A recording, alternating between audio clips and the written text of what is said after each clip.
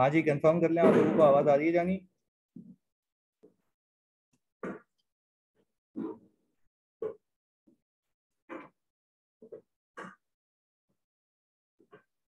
Okay जी, बेहतरीन है।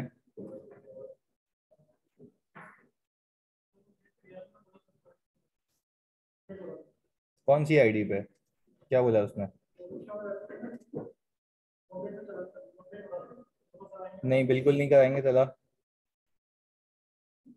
आज बिल्कुल काफी गैप के बाद क्लास, क्योंकि ऑफिस में जरा काम चल रहे हैं और मैंने कहा कि बस तुम लोग जरा अपनी भी तैयारी करो।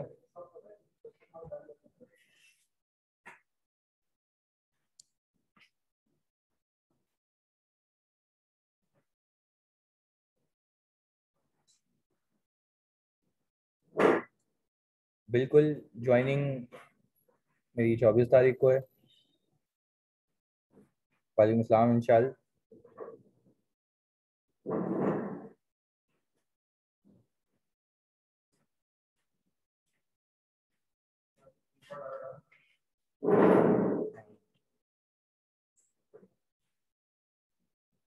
शुक्रिया जी।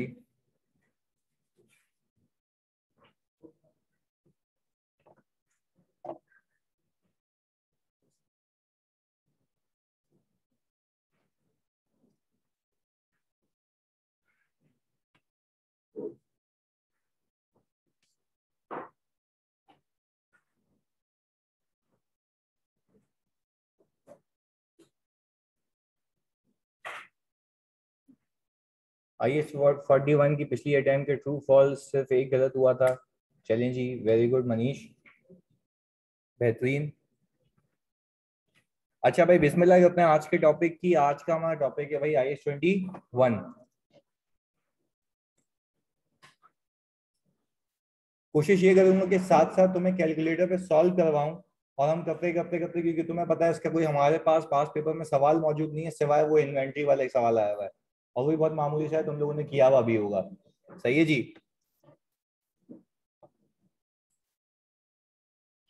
तो मैं जरा पहले स्क्रीन शेयर कर लूं। हाँ भाई, सबके पास पावर पॉइंट शो हो रहा है? कंफर्म कर लें भाई। ओके जी। अब जरा इसको स्लाइड शो पे लगा देते हैं।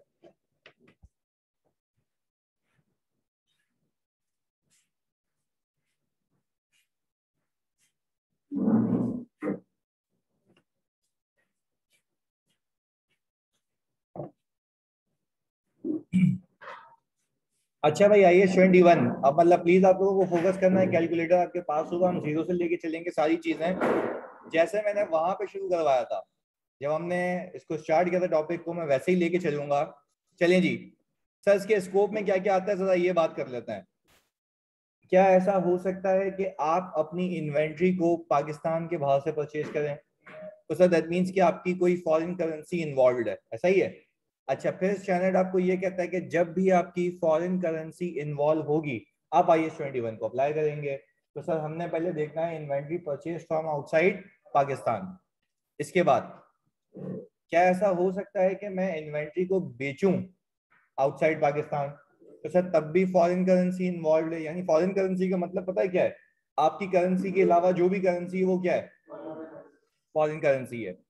इसके बाद फिर वो कहता है कि भाई प्लीज सुनिएगा, क्या ऐसा हो सकता है कि आप शेयर्स परचेज करें किसी बाहर की कंपनी के? तो सर फिर ये तो IFRS 9 आ गया प्लस IS 21 के साथ। दैट मीन्स मुझे IFRS 9 की भी अकाउंटिंग आनी चाहिए और 21 की भी आनी चाहिए। सर इसके बाद फिर क्या ऐसा हो सकता है कि आपने कोई डेट सिक्योरिटी बाहर से परचेज की हो? तो सर फिर ऐसी बात है, मुझे फिर भी IFRS 9 आना चाहिए और 21 आना चाहिए।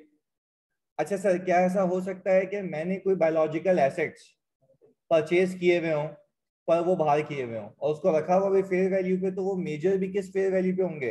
बाहर की फेयर वैल्यू पे। तो भाई मुझे ये एक बात समझ आती है, IS 41 के साथ साथ मुझे IS 21 भी अप्लाई करना होगा। क्लियर है जी? अच्छा भाई, फिर ये भी तो हो सकता है कि सर आपने कोई एसेट लीज पे लिया हो और वो लीज की हो पाकिस्तान से बाहर। सर ये भी हमें देखना है। फिर ऐसा भी हो सकता है कि सर आपने PP परचेज किया हो पाकिस्तान के बाहर से और आपने रखा हुआ भी उसकी ब्रांच ऑपरेशंस को पाकिस्तान के बाहर है, तो क्या फिर मैं ये कह सकता हूं कि अगर आपकी एक प्रॉपर्टी पाकिस्तान के बाहर है और आपने फेयर वैल्यू मॉडल को ऑप्ट किया हुआ है, तो लॉजिकल सी बात है उसकी फेयर वैल्यू जो डिटरमाइन होगी वो पाकिस्तानी रुपीस में नहीं होगी, फॉरेन करेंसी में होगी। और मैं डॉलर इसलिए नहीं कह रहा क्योंकि वो कोई भी करेंसी हो सकती है, चाहे आप येन कह लो, धर्म कह लो या डॉलर कह लो। क्लियर है भाई? चलें जी सर। इसके बाद अब इसमें कुछ जार्गन यूज होंगे, देख लेते हैं। सर प्रेजेंटेशनल करेंसी का मतलब क्या होता है हमार? मतलब जिसमें मैं अकाउंट्स प्रेजेंट करूंगा, ऐसा ही है भाई? तो देखो आप किस कंट्री में भी बैठ के अकाउंटिंग करो, आपको प्रेजेंटेशनल करेंसी वो करेंसी रखनी है जिसमें आप अकाउंट्स बनाने जा रहे हैं। तो क्या ऐसा हो सकता है मैं पाकिस्तान में रहते हुए डॉलर में अकाउंट्स बनाऊं? बिल्कुल हो सकता है, बिल्कुल हो सकता है भाई, क्यों नहीं हो सकता? तो मेरी प्रेजेंटेशनल करेंसी डॉलर हो जाएगी भाई। ऐसा हो सकता है ना कि फॉरेन कंपनी ने यहाँ पे ऑपरेशन लगाए हुए हो, तो भाई फिर ऐसी बात है फॉरेन कंपनी को अकाउंट भी किस में चाहिए होंगे? फॉरेन करेंसी में। पर वो फॉरेन करेंसी मेरे लिए प्रेजेंटेशनल करेंसी बन जाएगी। तो एक बात दिमाग में बिठा के रखना कि प्रेजेंटेशनल करेंसी वो करेंसी होती है जिसमें आपके फाइनेंशियल स्टेटमेंट्स बनने जा रहे हैं। तो वो पाकिस्तानी रुपीस या कुछ भी हो सकता है। अच्छा फिर मुझे एक बात बताओ, अगर मेरी प्रेजेंटेशनल करेंसी डॉलर है तो मेरे लिए फॉरेन करेंसी इसके अलावा बाकी सारी होंगी, ऐसा ही है? चलिए जी सर। तो वो कहता है भाई फॉरेन करेंसी क्या होती है? The currency in which transaction occurred और currency other than local currency, ऐसा ही है भाई? इसके बाद फिर स्पॉट रेट का क्या मतलब है? उस दिन का रेट जिस दिन ये ट्रांजैक्शन हो रही है, ऐसा ही है भाई? चलिए एक्सचेंज रेट और ट्रांजैक्शन रेट, और transaction will be recorded at spot rate. हमने ये सीखा हुआ है बखूबी, और आप लोगों ने कहीं से भी पढ़ा ये सीखा हुआ होगा कि भाई हम अपनी ट्रांजैक्शन को कौन से रेट पे रिकॉर्ड करते हैं? स्पॉट रेट पे, ऐसा ही है जी? इसके बाद हाँ भाई क्लोजिंग रेट, क्लोजिंग रेट भी स्पॉट रेट होता है, बट वो होता है किस दिन का? रिपोर्टिंग डेट का। अच्छा वो रिपोर्टिंग डेट आपकी क्वार्टरली भी हो सकती है, हाफ ईयरली भी हो सकती है, और ईयर एंडेड भी हो सकती है। सर इलस्ट्रेशन आ गई बेसिक सी। हमने क्रेडिट सेल की है दिसंबर 2019 को सर $10,000 की। क्या ये ट्रांजैक्शन डेट है? अच्छा स्टैंडर्ड आपको ये कहता है कि आपको ट्रांजैक्शन को रिकॉर्ड करना है स्पॉट रेट के ऊपर। मैं किसकी बात कर रहा हूँ? ट्रांजैक्शन की। आपको ट्रांजैक्शन को रिकॉर्ड करना है स्पॉट रेट के ऊपर। अब अगर मैं on the face of it देखूं तो मेरा स्पॉट रेट 102 चल रहा है।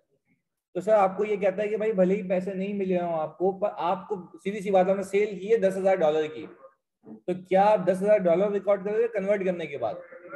अच्छा तो आप एक काम करेंगे, $10,000 को इंटू 102 करें। ये यार है भाई? चलें जी सर देख लेते हैं।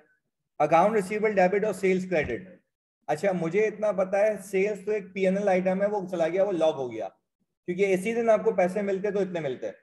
अच्छा अब ये मिले नहीं है, अब रिपोर्टिंग डेट आ गई और आपने ये डॉलर की रिसीट अब तक नहीं ली है। तो भाई मुझे एक बात बताओ, रिपोर्टिंग डेट पे क्या मेरा जो रेट है वो 109 हो चुका है? ऐसा ही है? तो भाई आपको टेक्निकली सुनना मेरी बात, आपके $10,000 अब तक 102 पे वैल्यू हुए हैं, और रिपोर्टिंग पे आपको क्या 102 के हिसाब से पैसे मिलेंगे या 109 के हिसाब से? तो सर टेक्निकली मैं अपने जो भी डॉलर्स हैं उसको रीवैल्यू करूं? चलिए जी। तो फिर आप ये कहना चाह रहे हैं कि सर मैं उसको 102 से उठा के 109 पे ले आऊं, तो सर मुझे एक गेन हो जाएगा जिसका नाम क्या है? Exchange gain. तो मुझे एक बात बताओ भाई, ₹7 पर डॉलर का गेन है तो 70,000। चलें जी सर, यही है भाई? अच्छा अब अगर मैं यहाँ पे रुक के आपसे पूछूं, आप लोग मुझे ये बता सकते हैं कि सर रिपोर्टिंग डेट के ऊपर मेरे पास रिसीवेबल टोटल कितने का आ रहा होगा?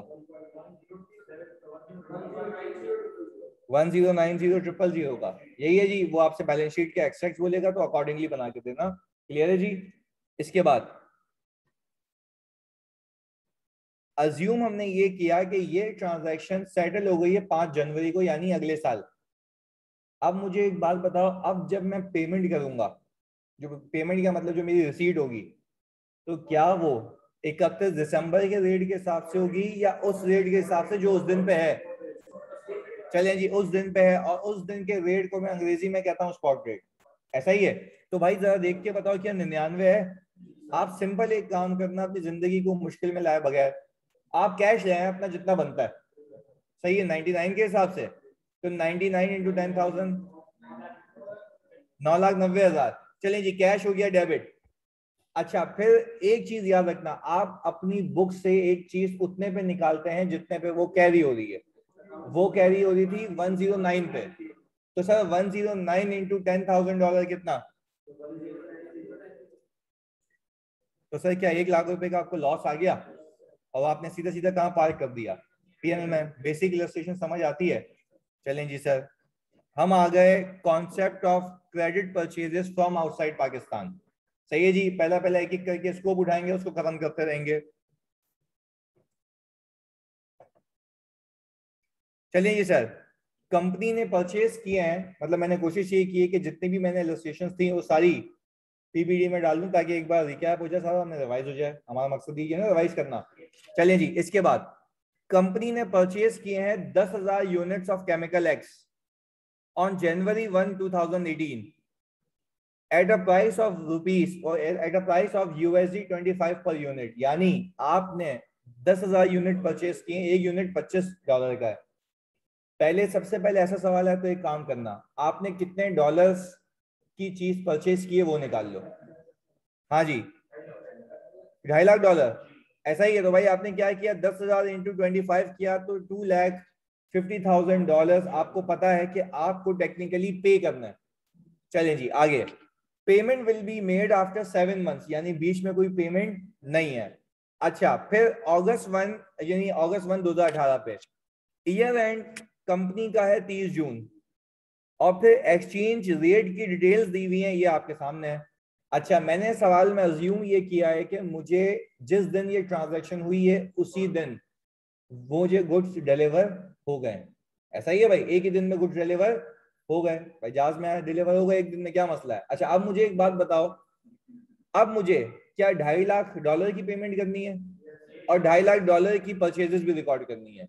अच्छा, तो क्या $2.5 लाख रिकॉर्ड करेंगे? इक्वलेंट पी क्या? इक्वलेंट पी क्या? तो सर मुझे एक बात बताएं, $2,50,000 इंटू 102,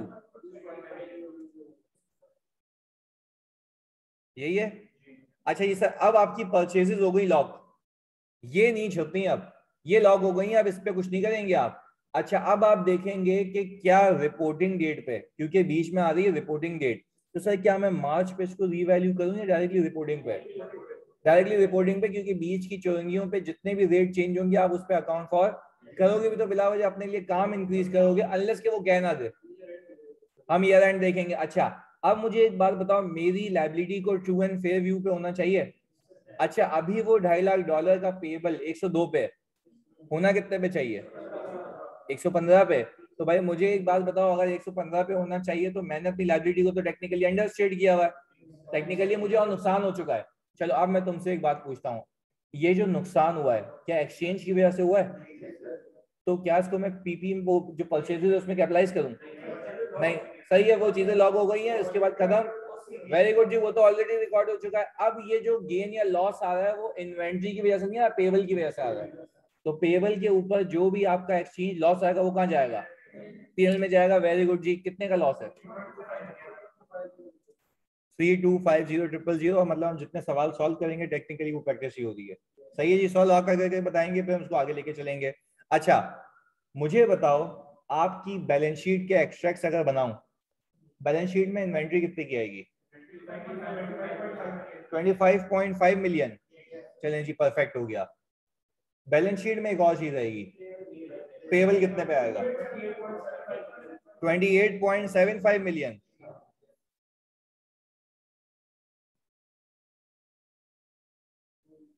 यही है भाई। अच्छा जी, पीएनएल में यही है। अच्छा जी, खाली जो मैंने उस वक्त तुम्हें पॉइंट्स लिखवाए थे वो यहाँ पे भी लिख दिए हैं मैंने। एक्सचेंज गेन या लॉस रिकॉर्ड होगा पेमेंट करते वक्त या रिसीट करते वक्त, या तो फिर रिपोर्टिंग डेट पे, उसके अलावा कभी भी तुम इसको छेड़ोगे नहीं, अपनी जिंदगी आसान में। सही है भाई। अच्छा, जब तक लिखा हुआ ना हो, क्योंकि वो बोले भाई इस दिन पे एंट्री बना के तो फिर तुम्हारी मजबूरी है। पर हाँ, अगर एग्जामिनर कुछ भी नहीं कहता तो जब तक पेमेंट और रिसीट नहीं आए या तो क्या आ जाए रिपोर्टिंग डेट, क्योंकि तुम्हें एक बात सीखी हुई है कि हर रिपोर्टिंग डेट पे आपका monetary item mark to market होता है, किसके लिए, एक्सचेंज गेन या लॉस के लिए। क्लियर है जी? अच्छा भाई, हमने एक केस तो सीखा बाबू इधर, हमने एक केस तो सीख लिया अभी कि हमने क्रेडिट पे परचेजेस किए हैं। अब हम सीख रहे हैं क्रेडिट पे सेल्स। चलें जी। Sir company sold inventory on January 1 2018, देखो आपको कैलकुलेशन कर करके बतानी है, सही है, रिवीजन पे तभी इफेक्टिव होगा हमारा। Company sold inventory on January 1 2018 to US customer for $15,500, ये कॉन्ट्रैक्ट डेट है। Delivery date is March 31 2018। अच्छा मुझे एक बात बताओ, मैं जो सेल्स रिकॉर्ड करूंगा तो जिस दिन मैंने परफॉर्मेंस ऑब्लिगेशन सेटल की है उस दिन, हाँ ना, मार्च में या जनवरी में? सर मार्च में। कॉन्ट्रैक्ट कभी भी हुआ हो भाई, आपने परफॉर्मेंस ऑब्लिगेशन जब सेटल की है, वो 5 कंडीशंस में से एक ये भी है कि जब तक आपने परफॉर्मेंस ऑब्लिगेशन सेटल नहीं की है तब तक, देखो कॉन्ट्रैक्ट भी है, प्राइस भी है, एलोकेशन भी है, तो भाई वो कहता है कि आपको performance obligation as and when settle होगी तब जाके आपका रेवेन्यू रिकॉर्ड होगा। तो मुझे इतना पता है कि मार्च में जाके मेरा रेवेन्यू रिकॉर्ड होगा जब मैं परफॉर्मेंस ऑब्लिगेशन को सेटल करूंगा। क्लियर है जी? यहां तक अभी बात समझ आती है। आगे पेमेंट की टर्म्स उसने बताई है कि 35% एडवांस देगा वो जब कॉन्ट्रैक्ट हुआ है, 40% डिलीवरी की डेट पे, बाकी 31 जुलाई पे। तो सर बीच में मेरा आ गया ईयर एंड। तो अब देखते हैं पहले क्या करना है, एक एक इवेंट को मैं उठाऊंगा। कॉन्ट्रैक्ट डेट पे क्या कुछ पैसा आएगा? चलो पहले मुझे एक बात बताओ, वो जर्सी तुम्हें डॉलर में पे करेगा, पर तुम रिकॉर्ड किस में करोगे? पीकेआर में। आप सिर्फ एक काम करें, फेवर करें, $15,500 मिलेंगे या 35%? चलो सिर्फ इसका 35% बताओ कितना था? $5425। सर $5425 आपको दस्ती मिलेंगे उसी वक्त, पर आप उस दिन जब किसी एक्सचेंज वाले के पास जाएंगे तो कितने पे कन्वर्ट कराएंगे? 49 पे।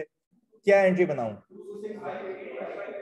Cash debit prepaid? गलत गलत, एडवांस फ्रॉम कस्टमर। तो ये मतलब शब्दों का इस्तेमाल सही करना है। चलें जी, इसके बाद कैश डेबिट 265825 और advance from customer, this is technically a liability और अमाउंट।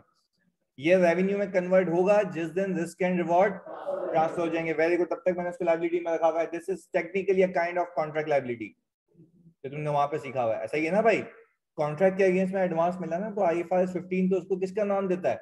Contract liability. तो सर उसको तब तक वहां रखूंगा जब तक ये रियलाइज नहीं हो जाता। बात क्लियर है? चलें जी आगे। अब आ गई एक दूसरी डेट, ना वो रिपोर्टिंग डेट है पर हाँ वो डिलीवरी डेट है, उस दिन तो अकाउंटिंग होगी ना यार। चलें जी, अब मुझे एक बात बताओ, उस दिन क्या आपको पैसे मिलेंगे? अच्छा तो आप कह रहे हैं कि सर 40% मिलेंगे टोटल के। अच्छा 15,500 का 40% आप कह रहे हैं $6,200। चलिए जी, फिर उस दिन के हिसाब से आपको पैसे मिलेंगे 54 के हिसाब से। चलिए जी, अच्छा पहले एक एक करके यहाँ डिस्कस करेंगे फिर मैं एंट्री सामने लाऊंगा। आप कह रहे हैं कि सर 334800 कैश डेबिट होगा। Very good. चलो अब एक एक करके चीज सीखनी है।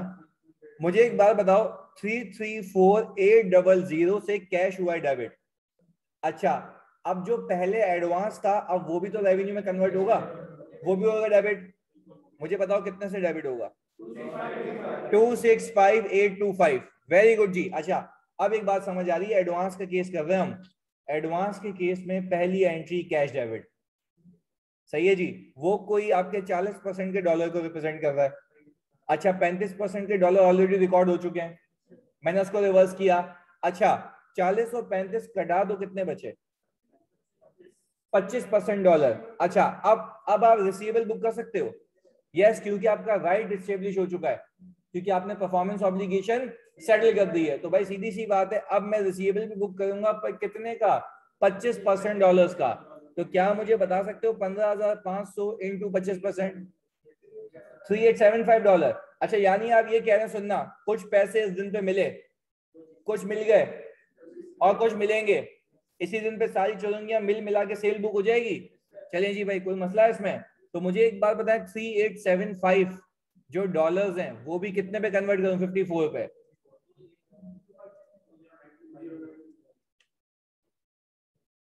यही है भाई 809875, यही है भाई। चलें अब जरा फोकस करें, देखें इस दिन की जो आपकी सेल है ना, आपके इस दिन के डॉलर रेट को रिफ्लेक्ट नहीं कर रही होगी, क्योंकि देखो कुछ पैसे पहले रिसीव हो गए थे, तो वो सेल में भी कन्वर्ट उसी दिन के हिसाब से होंगे। हाँ अलबत्ता जो बाकी आपके ये 40% और 25% है, ये इस दिन के रेट पे होंगे। पर सर मैं तो प्रूडेंस कॉन्सेप्ट के हिसाब से बुक करूंगा ना, जितने पैसे पहले मिल गए थे वेरी गुड, मुझे बताओ जितने पैसे पहले मिल गए थे वो सीधा सीधा मैंने उठा के सेल में फेंक दिया, जितने पैसे इस दिन मिल गए वो भी सेल में फेंक दिया, और जितने पैसे इसी दिन के हिसाब से मिलेंगे वो भी सेल में फेंक दिया। बात समझ आती है?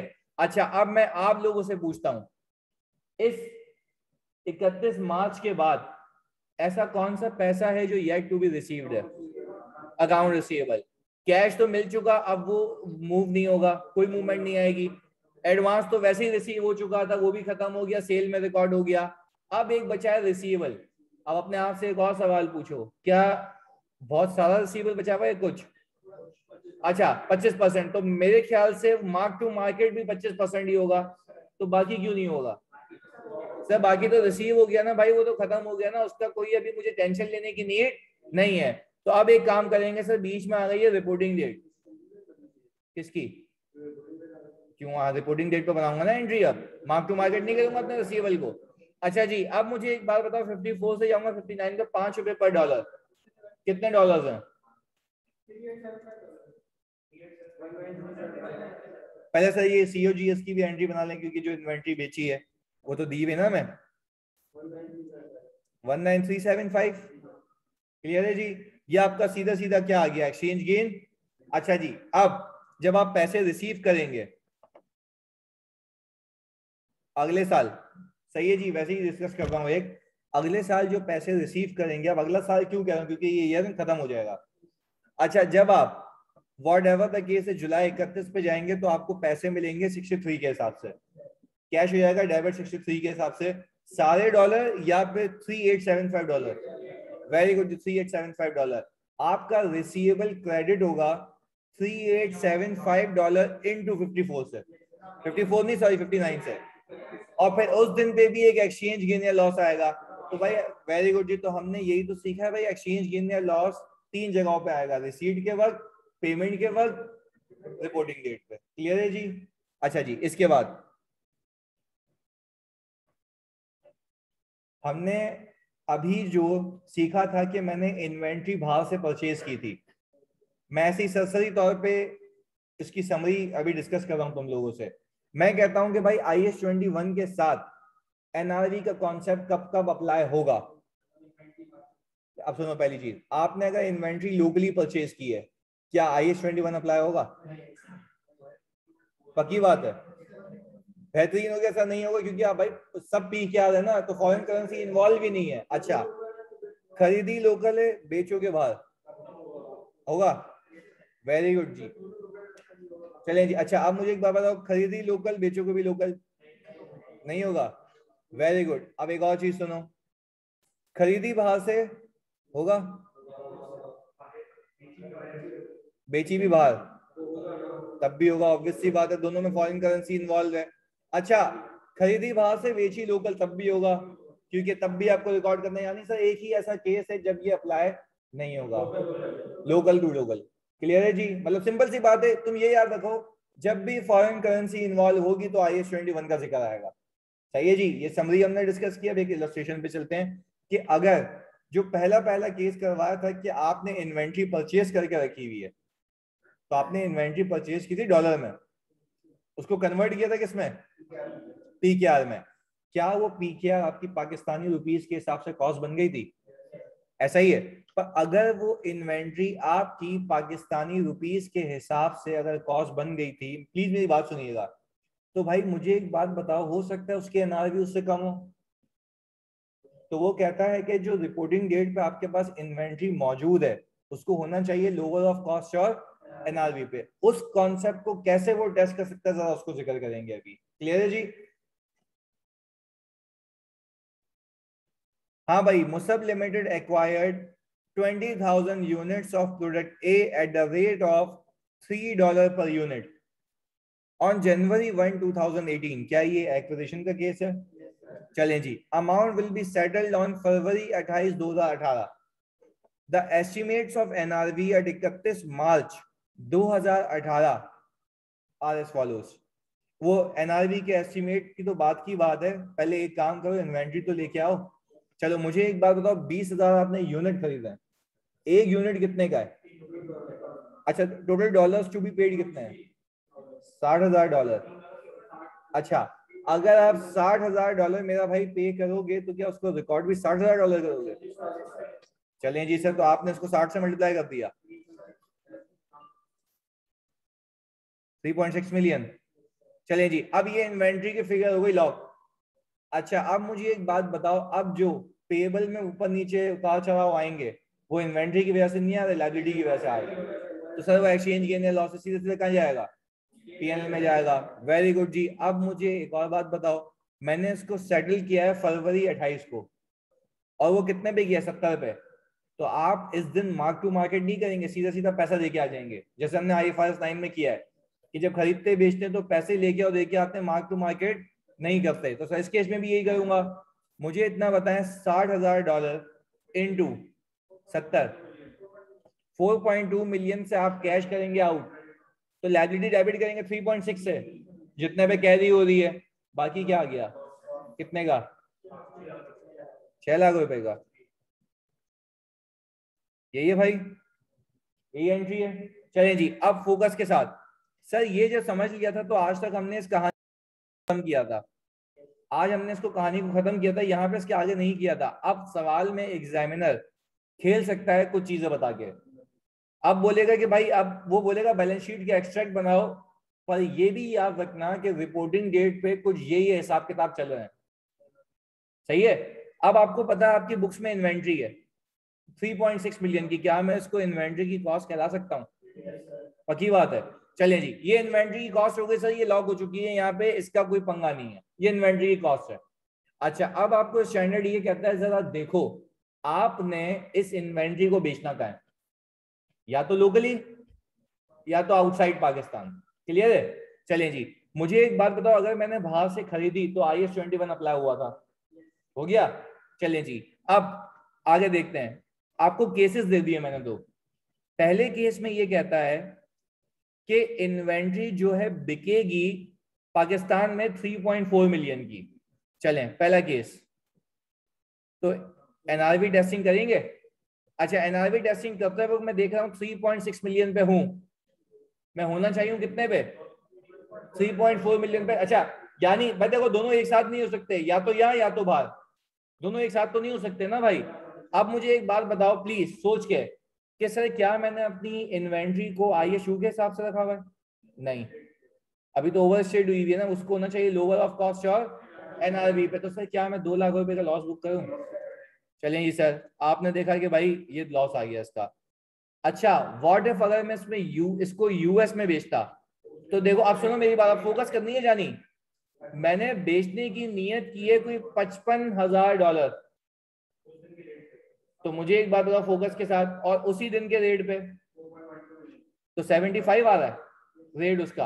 अच्छा, आप जरा एक बात मेरी समझना, ये सीखने की बात है, पेपर में कंफ्यूज नहीं होना। देखो तुम on the face of it देखो ना, $60,000 की चीज खरीदी थी, बेच 55 के रहे हो, तुम्हें अपेरेंटली लॉस लग रहा है, जबकि जो डॉलर की पैरिटी है ना उसके हिसाब से तुम बच सकते हो। बात समझ आ रही है? तो देखो ये ऐसा हरगिज नहीं होगा। तुम्हें एक चीज भेजे में बिठा के रखनी है, ध्यान रखना है इसका एग्जाम में, कि अगर तुम्हें अपेरेंटली डॉलर में एक चीज इंपेयर होती हुई दिखेगी, जबकि वो असल में इंपेयर नहीं होगी, क्योंकि एक्सचेंज रेट की वजह से हो सकता है मुझे फायदा हो जाए। वेरी गुड जी। तो मुझे एक बात बताओ, क्या तुम सारी चीजों को PKR में कन्वर्ट करके चेक करोगे? चलें जी, सीधी सी बात है, तुम्हारे सामने 60 और 55 का डिफरेंस, $5,000 का लॉस है, पर तुमने इन्वेंट्री कितने की रिकॉर्डिंग की? 3.6 मिलियन। सही है जी। पर अभी मैं अगर इसी $55,000 को 75 से मल्टीप्लाई करूं, कितना आता है? तो क्या मेरी कॉस्ट कम है और एनआरवी ज्यादा है? तो क्या कोई इंपेयरमेंट है?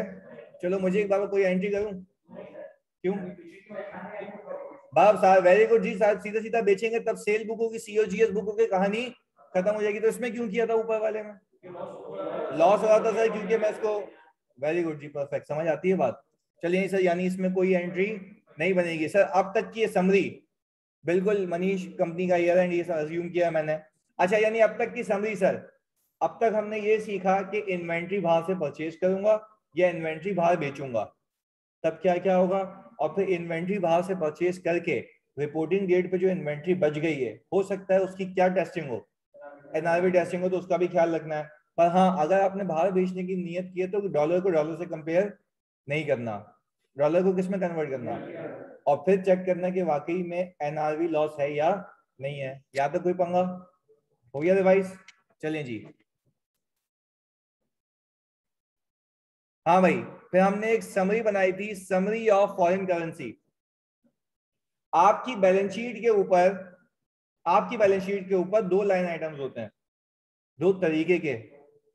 मॉनेटरी आइटम, मॉनेटरी आइटम में कैश, रिसीवेबल और हर किस्म का पेबल आता है। सेल तो मैंने की नहीं थी ना, इंशाल्लाह तो मैं एंट्री क्यों बनाऊंगा। सही है। हाँ भाई, कैश, रिसीवेबल और पेबल। सही है जी। ये तीन तरीके के आपके मॉनेटरी आइटम होते हैं। स्टैंडर्ड आपको ये कहता है, प्लीज सुनना यार भाई, अगर फॉर एग्जांपल आपके पास आपकी बॉग मतलब या आपके लॉकर में या आपकी बुक्स में एक पीकेआर का कैश है, और हो सकता है कुछ कंपनीज डॉलर रख के बैठी हुई अपने पास ऐसे ही, तो मुझे एक बात बताओ, जो उसके पास डॉलर्स में करेंसी इन हैंड है, मैं कह रहा हूँ कैश तो है बट वो कौन सी करेंसी में, डॉलर्स में, फॉरेन करेंसी मौजूद है मेरे पास। अच्छा, वो रिसीवेबल नहीं है, वो हार्ड कैश मौजूद है मेरे पास। अब मुझे एक बात बताओ, वो जो हार्ड कैश मौजूद है मेरे पास, क्या वो डॉलर में रखा हुआ होगा मैंने अपने पास? Yes sir. पर उसको रिकॉर्ड किस पे किया हुआ होगा? पीकेआर में। तो भाई मुझे एक बात बताओ, वो तो ऐसी करेंसी मेरे पास है जो कि मॉनेटरी नेचर की है, उसकी वैल्यू रोज ब रोज क्या होती है, चेंज होती है। तो वो कहता ये है कि भाई हर मॉनेटरी आइटम को आप रिपोर्टिंग डेट पे क्या करना, मार्क टू मार्केट करना। किसके लिए? एक्सचेंज गेन या loss. Same is the case with receivable.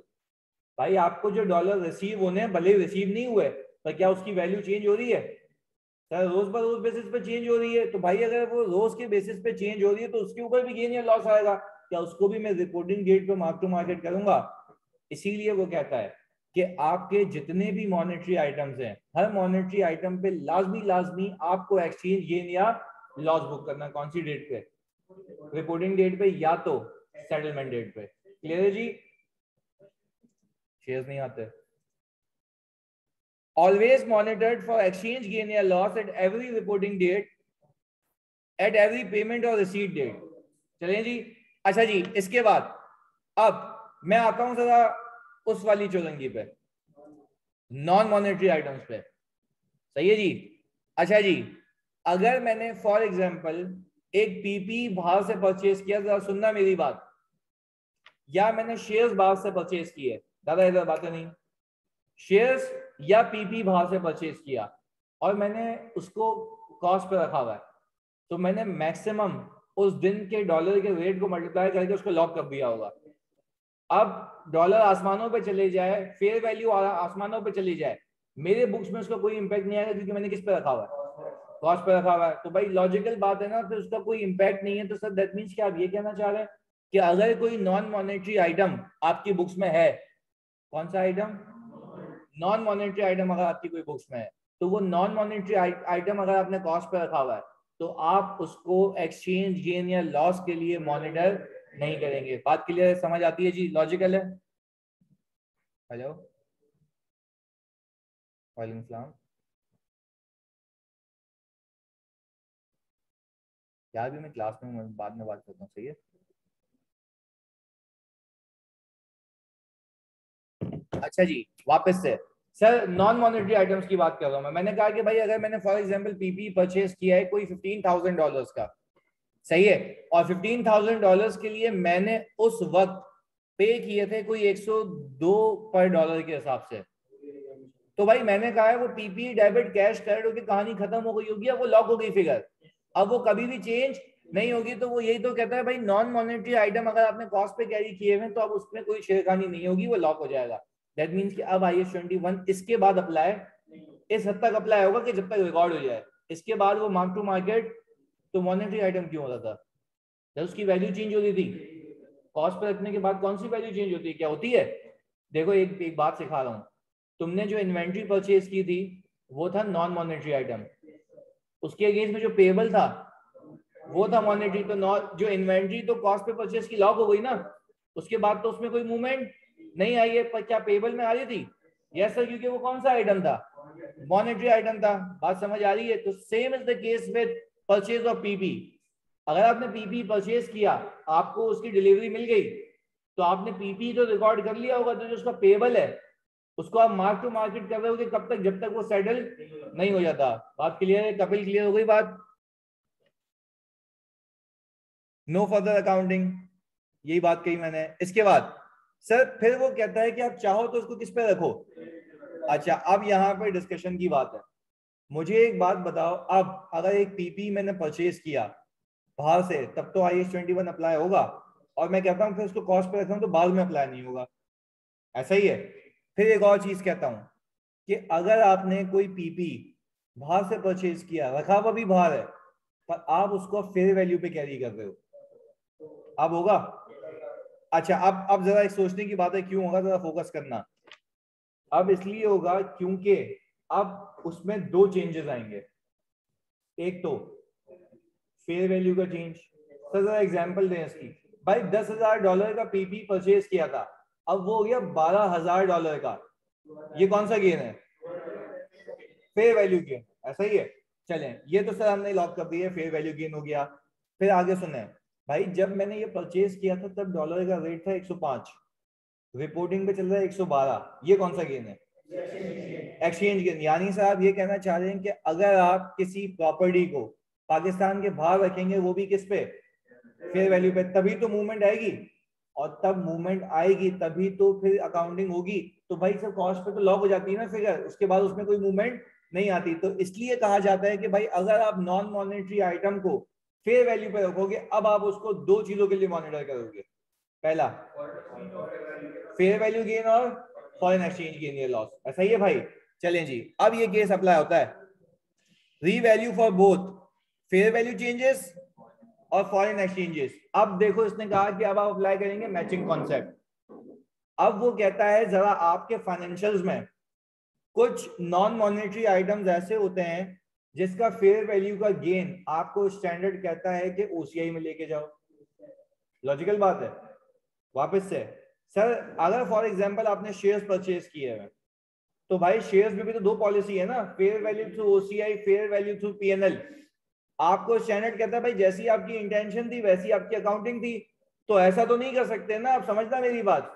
ऐसा तो नहीं कर सकते कि फेयर जो शेयर्स की फेयर वैल्यू का गेन है वो OCI में लेके जा रहे हो, एक्सचेंज गेन PNL में लेके जा रहे हो, तो मिसमैच हो गया। ये तो अकाउंटिंग मिसमैच है ना, कि भाई जहां फेयर वैल्यू का गेन जा रहा है वहीं कहां जाना चाहिए?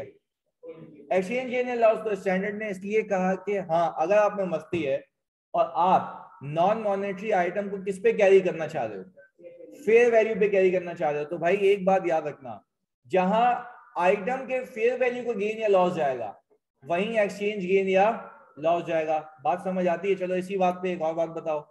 अगर मैंने प्रॉपर्टी प्लांट एंड इक्विपमेंट को फेयर वैल्यू पे रखा हुआ है, तो उसके फेयर वैल्यू के चेंजेस कहाँ जाते हैं? OCI में जाते हैं, पक्की बात है। चलिए, तो उसका एक्सचेंज गेन या लॉस कहाँ जाएगा? OCI में जाएगा, पक्की बात है। चलें जी सर, इसके बाद इन्वेस्टमेंट प्रॉपर्टी का फेयर वैल्यू का चेंज कहाँ जाता है? PNL में। तो exchange gain loss. Biological assets का फेयर वैल्यू का गेन कहाँ जाता है? तो exchange gain loss. Debt securities का फेयर वैल्यू का गेन कहाँ जाता है अगर OCI पे? तो उसका एक्सचेंज गेन लॉस PNL।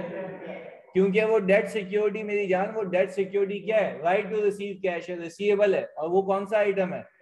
यानी इसकी एक ही एक्सेप्शन है कि अगर आपने डेट सिक्योरिटीज, यानी आपने किसी कंपनी के डिबेंचर परचेज किए हुए और आपने उसको रखा हुआ फेयर वैल्यू थ्रू OCI पे, तो हाँ, उसका फेयर वैल्यू का गेन तो OCI में जाएगा, एक्सचेंज गेन का लॉस क्या जाएगा? PNL में, क्योंकि वो कौन सा आइटम है? मॉनेटरी आइटम है। बात समझ आती है जी? बिल्कुल जी मनीष। अच्छा भाई, PP, OCI, foreign exchange gain भी कहाँ जाएगा? Biological asset PNL, exchange gain loss PNL। Shares अगर फेयर वैल्यू थ्रू OCI पे है तो सर ये भी OCI, fair value through PNL पे है तो ये भी PNL। ऐसा ही है भाई, सिंपल सी समरी है इसकी। हाँ भाई, अब हम पहले डिस्कस कर लेते हैं कि आपने पीपी परचेज किया, क्या receivable payable relating to inventory हो गया, एडवांस पेमेंट हो गई, एनआरवी की टेस्टिंग हो गई, और एक समरी में कॉन्सेप्ट हो गया पूरा। अब जरा हम देख लेते हैं कि भाई अगर मैं पीपी परचेज करूं तो उसकी क्या अकाउंटिंग होनी है। कैलकुलेटर आपके पास होना चाहिए यानी, पर यह समरी का स्क्रीनशॉट लेना है आपने, ले लेंगे समरी का स्क्रीनशॉट, स्लाइड मिलेगी, बट वो बस कह रहे हैं कि शेयर कर लें आप। सही है जी, पीडीएफ बिल्कुल मिलेगा। अच्छा जी, कंपनी ने परचेज किए property in US at a price of $8,000 on January 1, 2018। अच्छा जी, policy of the company is to depreciate property at a life of 5 years। अच्छा, fair value on January 1 and December 31 were 8,000, ऐसी बात है, मैंने उतने भी परचेज किया है, and 9,500 respectively. Details of exchange rates are. अच्छा, पहले तो आगे की पंचायत बाद में करेंगे, पहले तो रिकॉर्ड करो उसको।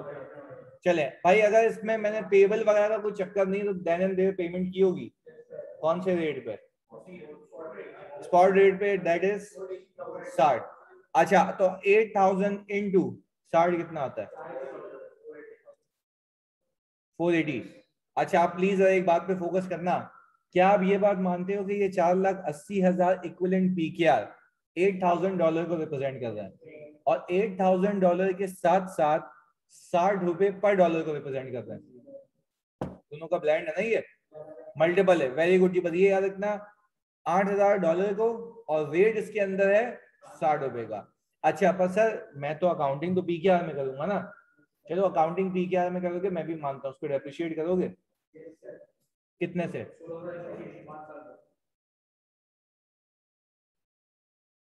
96,000। ठीक है, 1,600 क्यों बोल लेते भाई, भाई मैं अभी अकाउंटिंग कर रहा हूँ पीकेआर में। सही है जी, अकाउंटिंग तो पीकेआर में होगी ना, डेप्रिसिएशन भी पीकेआर में होगा। अच्छा, अब मुझे एक बात बताओ, तुम्हें ये डेप्रिसिएशन निकालने के बाद सिर्फ एक काम करना है, कैरिंग अमाउंट एंड पीकेआर निकाल लोगे, कितनी आ रही है, 384, ऐसा ही है। अच्छा जी, अब प्लीज फोकस के साथ, अब आपको एक काम करना है, एक बार आपने कैरिंग अमाउंट इन पीकेआर निकाल ली ना, अब आप निकालना है कैरिंग अमाउंट इन डॉलर, कितना, $6,400। सिर्फ एक काम करोगे, $6,400 को 60 से मल्टीप्लाई करो, वही आ रहा है ना। क्योंकि देखो, मैं कह रहा हूं कि मैंने अज्यूम ये किया है कि वही डॉलर पुराने रेट पे चला रहा हूं, यानी सर ये पता है क्या रिप्रेजेंट कर रहा है कि $6,400 आपके 60 रुपए पे भी कैरी हुए हैं, वो भी डेप्रिसिएशन के बाद। क्लियर है, मैं फिर रिपीट कर रहा हूँ, आपके $6,400 अभी 60 रुपए पे कैरी हुए हैं डेप्रिसिएशन बुक करने के बाद। अब आपको इतना पता है, प्लीज सुनिएगा, अब आपका एसेट आपको रखना है फेयर वैल्यू पे, और फेयर वैल्यू कितनी है, 9,500, ऐसा ही है। अच्छा जी, पर आपकी बुक्स में ये एसेट कितने डॉलर्स पे है, 6,400, क्योंकि मैंने हिसाब किया। अच्छा, अकाउंटिंग भी किया नहीं, यहाँ ये सिर्फ हिसाब किताब के लिए। अब तुम लोग मुझे एक बात बताओ प्लीज फोकस के साथ, $6,400 $9,500 पे पहुंच चुके हैं, यानी अब मैं मार्केट में बेचूंगा तो मुझे $9,500 मिलेंगे, कितने ज्यादा मिलेंगे, $3,100 ज्यादा मिलेंगे। इसको तुम कौन सा गेन कहते हो, फेयर वैल्यू गेन। यानी आपको सबसे पहले डॉलर का इंक्रीज निकालना है, डॉलर का इंक्रीज। अच्छा, अगर ये फेयर वैल्यू गेन है तो भाई ये तो रिपोर्टिंग पे मिला है ना, तो वही वाला रेट ले लूं। तो सर आपने क्या किया, 3,100 इंटू 68,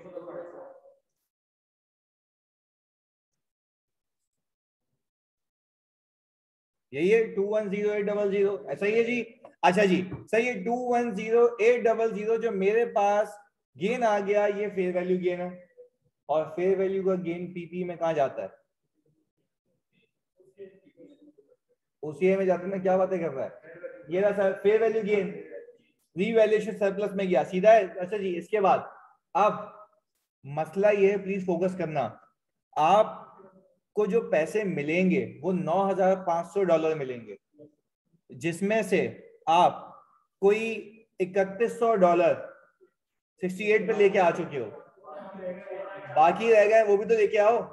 तो सर 6400 इंटू 68 या डिफरेंस, डिफरेंस। तो सर मुझे एक बात बताएं कितना आ गया, यही है।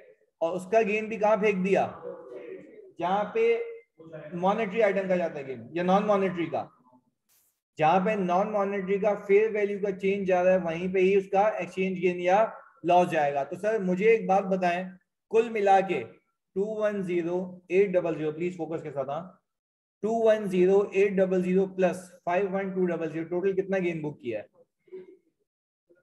262 ना। अच्छा भाई आपने 262 का टोटल गेन, बैलेंस शीट में पीपी दोनों से इंक्रीज होगा, ऑब्वियसली बात है तलाश एक। अच्छा जी इसके बाद 210800 प्लस 51200 दोनों का सम इंक्रीज करेगा आपके प्रॉपर्टी प्लांट एंड इक्विपमेंट को, और ये total gain for the year दोनों ओसीआई में जाके गिरा है। अच्छा अब अगर मैं डायरेक्ट भी निकालना चाहूँ, सिर्फ ये तो मैंने बाइफर्केशन से निकाला है, आप सिंपल एक काम करें, $9500 इंटू 68 करें, 646।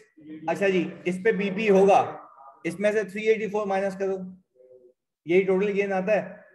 पर हमने तो अकाउंट्स में अपना टोटल गेन बाइफरकेट करके दिखाना है ना, बिटवीन फेयर वैल्यू गेन और एक्सचेंज गेन। बात क्लियर है जी।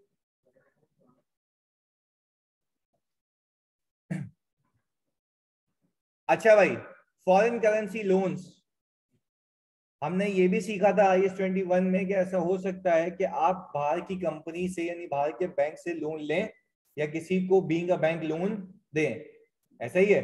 चलें जी। अच्छा जी इसमें कुछ स्टेप्स लिखवाए थे, वो भी लिखवाता हूं मैं। पहले इस सवाल को सॉल्व करने के लिए पहला स्टेप, हाँ भाई लोन शेड्यूल आपको बनाना है किसमें, डॉलर में, ताकि आपको पता लग जाए कब कितने पैसे लेने कब कितने पैसे देने, ऐसा ही है। इसके बाद convert and record interest expense income at average rate by creating interest payable, क्योंकि स्टैंडर्ड आपको कहता है कि जो डेली के बेसिस पे चीज रिकॉर्ड होती है प्रैक्टिकली आपके लिए इम्पॉसिबल है उसको हर दिन के हिसाब से एक्यूरेटली कैलकुलेट करना। तो आप एक काम ये करिए कि डॉलर में सीधा सीधा आप इंटरेस्ट निकालें और उसको पूरे साल के एवरेज रेट से मल्टीप्लाई करके रिकॉर्ड कर लें। तो पेमेंट किस पे होगी, एवरेज पे, एक्चुअल पे, एक्चुअल पे, सही है जी, वो भी देखते हैं। इसके बाद settle interest payable whenever required and calculate exchange gain loss while, हमने तो ये सीखा हुआ है ना कि पेमेंट के वक्त और रिपोर्टिंग के वक्त ही तो एक्सचेंज गेन या लॉस निकलता है। फिर मुझे एक्सचेंज गेन या लॉस कैलकुलेट करना है on principal only on settlement. भाई ऐसा हो सकता है कि आपको प्रिंसिपल अमाउंट भी पे करनी हो, तो आपको दो चीजों पे एक्सचेंज गेन या लॉस मिलेगा, एक इंटरेस्ट के पेएबल पे और एक लोन के अमाउंट के पेएबल पे, ऐसा ही है। चलें जी सर, सबसे पहले कंपनी ने लोन लिया है सर $10,000 का on January 1, 2018। Principal is repayable in 4 equal instalments. अच्छा 4 इक्वल इंस्टॉलमेंट्स का मतलब है 2,500, ऐसा ही है। अच्छा जी yearly in arrears till 2021। Exchange rate on January 1, 2018 was ₹45 per dollar, ऐसा ही है। While at the other dates were as follows। चलो मुझे एक बात बताओ, सबसे पहले दिन की एंट्री बना लें। चलें जी, जो मैं पहले दिन की एंट्री बनाऊंगा तो क्या मुझे $10,000 मिलेंगे इक्विवेलेंट कैश। अच्छा इक्विवेलेंट कैश 45 पर डॉलर के हिसाब से 450। अच्छा अब देखो ये कैश लॉग हो चुका, अब ये जो आपकी अमाउंट है ये लोन पेएबल ये $10,000 को रिप्रेजेंट कर रही है, ऐसा ही है। चलें जी अब एज एंड व्हेन ये सेटल होगा तो उसका काम होता रहेगा। सर हमने सबसे पहले क्या बनाना है, शेड्यूल।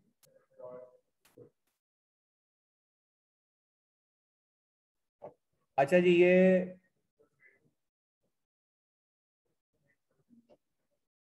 Interest rate 10%। अच्छा जी अब जरा इसमें ये अमेंडमेंट कर लेता हूं क्योंकि इसके हिसाब से ये, एक मिनट रुकिएगा, इंटरेस्ट एक्सपेंस आपका कितना आया है 10% के हिसाब से 1,000 का, ऐसा ही है। अच्छा प्लीज सुनिएगा सर, इंटरेस्ट एक्सपेंस अगर आपका 1,000 रुपए का आया है तो मुझे एक बात बताओ ये $1,000 को रिप्रेजेंट कर रहा है, क्या ये हर दिन के हिसाब से अप्रूव हुआ होगा? भाई अब मुझे नहीं पता ना किस दिन पे क्या रेट था, तो मैं पूरे साल का एवरेज उठा लूं? चलें जी, तो मैंने 1000 को 49 से मल्टीप्लाई किया, ये पूरे साल 2018 का एवरेज था। चलिए जी, मैंने क्या किया, 49,000 से इंटरेस्ट एक्सपेंस किया डेबिट और इंटरेस्ट पेबल किया क्रेडिट। ऐसा ही है जी। अच्छा, ये मैंने हरकत इसलिए की ताकि मैं पीएनएल का चार्ज निकाल लूं। अब आ गया 31 दिसंबर। 31 दिसंबर पे दो पेमेंट्स होंगी, एक इंटरेस्ट की पेमेंट और एक प्रिंसिपल की पेमेंट। अभी यहाँ पे प्रिंसिपल की पेमेंट गलत लिखी हुई है, सही है, वो 2500 की, वो देख लेते हैं फोकस के साथ। मुझे एक बात बताएं प्लीज, जरा फोकस के साथ, हाँ जरा यहाँ पे फोकस के साथ। मुझे पहले तो ये $1000 पे करना है अपने कैलकुलेटर पे, $1000 प्लस 2500 करें, ये 2500 है यहाँ। अच्छा जी, 3500 आ गया। अच्छा, और मैं पे करूंगा कितने पे, कितना आता है? 182,000 आता है। अच्छा जी सर, तो ये इसको सही कर लें आप? बिल्कुल कर लेंगे सर सही, 2500 आ गया क्योंकि 4 इक्वल इंस्टॉलमेंट है, टाइपिंग मिस्टेक है। अच्छा जी, आप मुझे एक बात बताएं, कुल मिला के मेरे पास ये कितना आ जाएगा सर? 7,500, क्योंकि ओपनिंग में से 2,500 गए तो 7,500 बच गया आपके पास। ऐसा ही है जी। अच्छा जी प्लीज सुनिएगा, अभी आपने कैश को किया क्रेडिट, आप अपने पास से लोन पेबल भी कम करेंगे। आपने अपने $10,000 को कितने पे रखा हुआ था? 45 पे, ऐसा ही है। पर क्या वो पूरे सेटल हो गए ये $2,500? अच्छा, आपसे रिक्वेस्ट ये है कि $2,500 को मल्टीप्लाई करें 45 से, 1,12,500 आ गया। ऐसा ही है भाई, ये लाइबिलिटी आपने पूरे से रिवर्स क्यों नहीं की? सर जितने आपने रीपे किया उतने से रिवर्स कर रहा हूँ, बात समझ आ रही है? तो सर आपने ये कैसे निकाला होगा? $2,500 इंटू 45, ऐसा ही है। और ये जो 182 रिप्रेजेंट कर रहा है, ये किन तीन जो $3,500 इंटू 52, ऐसा ही है। अच्छा जी, अब मुझे एक बात बताएं, इंटरेस्ट पेएबल तो उतने से ही घुमाऊंगा जितने से रिकॉर्ड हुआ था। सर मुझे एक बात बताएं, 182,000 आपने पे किए हैं 49,000 और 1,12,500 के लिए, सही है? तो आपने टेक्निकली ज्यादा पे किए हैं, और ज्यादा पे किए तो ये आपका क्या है? Exchange loss. कितने का? 20,500 का। अच्छा, ये 20,500 के दो ब्रेकअप बन सकते हैं जो कि मैं बना नहीं रहा, इससे बता रहा हूं। एक तो 45 से 52 का डिफरेंस, $2,500 पे। सिर्फ कैलकुलेशन मेरे हिसाब से कर लो बस मोहब्बत में। 45 इंटू माइनस 52, 17,500 आ रहा है। 45 माइनस 52 इंटू 2,500, कितना आ गया? सर आप कह रहे हैं 17,500 लोन पे लॉस है। अच्छा, फिर इंटरेस्ट पे 49 माइनस 52, 3 आ गया, 3 इंटू $1,000, 3,000 मिला के ये आता है 20,500। सर वो खुद ब खुद रिकॉर्ड हो गया, हमें उसकी पंचायत करने की नीड नहीं है। अच्छा, अब मुझे आप एक बात बताएं बच्चों जल्दी से फोकस के साथ। सर अब अगर मैं इसके आगे कहूं कि सर अगला साल अगर शुरू होता है जी, सही है। अच्छा जी, अब मुझे एक बात बताओ सर, अब मेरे पास मेरी बैलेंस शीट पे कितने dollars yet to be paid है? 7,500 सर, थे तो 10,000, 2,500 सेटल हो गए। चलो एक और बात बताओ सर, 2,500 सेटल हो गए, मेरे पे वो इंटरेस्ट पेबल भी तो आया था, वो भी सेटल हो गया। यानी सर जो सेटल हो गया उसकी कहानी करनी नहीं है, वो हो चुकी। बचे कितने? 7,500। अब आपको क्या ये पता है कि $7,500 कितने पे कैरी हुए हुए? 45 पे। होने कितने पे चाहिए? 52 पे। तो सर दोनों का डिफरेंस कितना? 7 इंटू 7,500 कितना आता है? 52,500। यही है भाई, 52,500 है ना? सही है जी सर, 52,500। अच्छा जी आगे, इसको मैं सही करके भेज दूंगा। अच्छा जी सर, फिर ये ओपनिंग आ गया मेरे पास 7,500। प्लीज सुनिएगा यार, 750 आ गया। अच्छा जी सर, मुझे एक बात बताएं, ये आ गया फिर 2,500, ये क्लोजिंग कितना? 5,000। ये मैं आपको सही करके भेज दूंगा शेड्यूल। अच्छा जी प्लीज फोकस के साथ जानिए इधर पप्पू। अच्छा अब मुझे एक बात बताएं, अब सीधा मैं साल के आखिर में जाके इंटरेस्ट बुक करूं? अच्छा कितना इंटरेस्ट बुक करूं? 750 का। चले आप अगर 750 का इंटरेस्ट बुक करने जाएंगे वो पीएनएल का चार्ज निकालने के लिए, और पीएनएल का चार्ज क्या एवरेज पे निकालूं? चलें जी, तो आप क्या करेंगे 750 इंटू 56, यही है। चलिए जी सर, अब मुझे एक बात बताएं सर, 42,000 तो पीएनएल का चार्ज निकालने के लिए आ गया।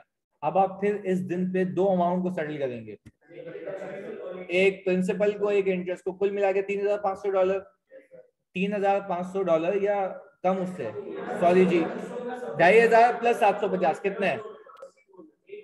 3250 सर, ओके जी, क्योंकि वो प्रिंसिपल कम हो गया हमारा। $3250 आप सेटल करेंगे एट द रेट ऑफ 59 191750। अच्छा जी, आपका लोन कैरी हुआ है 52 पे, रिवर्स भी कितने से करूं? 52 से, तो जरा $2,500 इंटू 52, यही है, चेक कर लो एक बार। चलिए जी सर, इसके बाद सर इंटरेस्ट पेएबल आपका, इंटरेस्ट कैरी हुआ था 750 इंटू 56 पे, ऐसा ही है। तो क्या अब आपका जो बैलेंसिंग फिगर लॉस आ रहा है वो दो चीजों का ब्लेंड है, एक प्रिंसिपल पे लॉस है, एक इंटरेस्ट पे लॉस है। अच्छा प्रिंसिपल पे जो लॉस है वो 52 से 59 का डिफरेंस है, ₹7 का, उसके डॉलर आपको पता है $2,500 है। और एक 56 से 59 का लॉस है जो है $750 पे। क्लियर है जी? ऑनलाइन वालों जल्दी बताओ तो क्लियर है यहाँ तक? अच्छा अगर यही मैंने लोन किसी को दिया हुआ होता तो इंटरेस्ट रिसीवेबल होता, खाली रिवर्स एंट्री मैकेनिज्म क्या होता? सेम होता, यानी इनकम आ रही होती, इसमें क्या आ रहा है? लॉस आ रहा है। बात क्लियर है जी? अच्छा आखिरी चीज, मुझे एक बात बताओ, अब आपकी बुक्स में $5,000 बचे हुए हैं। ये जो $5,000 हैं आपके पास, वो 2 सालों की रीपेमेंट के बाद है। वो रिकॉर्ड कितने पे हुए हैं? 52 पे। कितने पे ले आए? 59 पे, तो 7 से यही आता है भाई।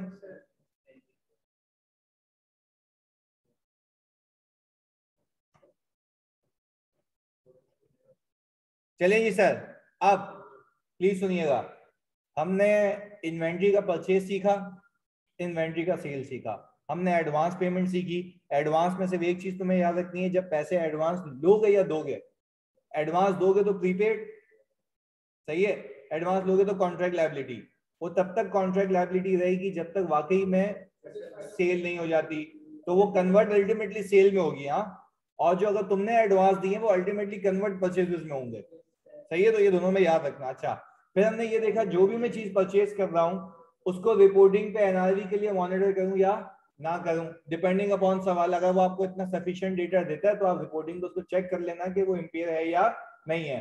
पर सारी चीजों की इंपेयरमेंट क्या फॉरेन करेंसी में चेक करोगे, लोकल लोकल करेंसी में, क्योंकि आप देखेंगे कि भाई कन्वर्ट करने के बाद लॉस आता है या नहीं आता। फिर हमने इसको किल करके हमने भाई सीधा सीधा एक काम किया, हमने समरी देखी इसकी, कब कौन सी चीज को रीवैल्यू करना है, कब कौन सी चीज को रीवैल्यू नहीं करना। हमने पीपी देखा, पीपी के अंदर मैंने कहा था पहले परचेज प्राइस निकाल लो, उसको डेप्रिशिएट करो, फिर दो कैरिंग अमाउंट निकालना, एक पीकेआर में निकालना और एक डॉलर में कैरिंग अमाउंट निकालना। सर जब आपने डॉलर में कैरिंग अमाउंट निकाली, आप देखेंगे कि डॉलर की फेयर वैल्यू ज्यादा होगी।